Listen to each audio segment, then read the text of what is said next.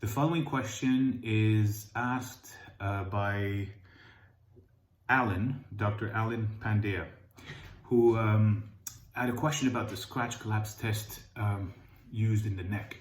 So when I evaluate an upper extremity for a nerve entrapment, I always think that there could be a component of the problems that is coming from the neck, especially in older patients.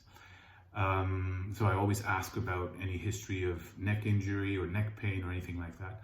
And then I perform a full, thorough examination of the whole upper extremity, looking at the three main nerves, and I look for weakness as we've described before. And then I will do the proper assessment.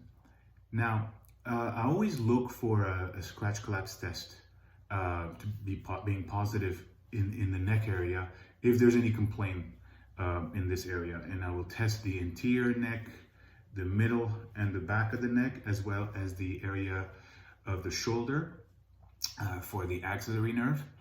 And if there is a positive scratch collapse test in one of these areas, to me it's an indication that there's something going on proximally, and I may want to attract the patient's attention to that, because they were not always aware, and that can be the only finding that I have in the whole upper extremity, or it can complement the findings that I have that have to do with a more distal entrapment in the forearm or in the elbow or in the wrist.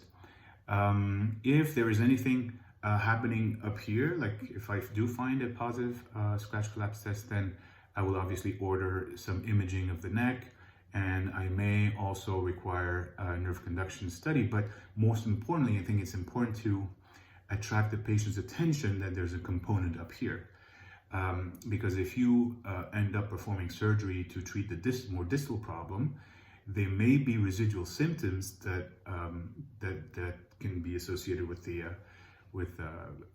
problem in the cervical spine or the brachial plexus or some other area proximally. So I think it's important that the patient understands that.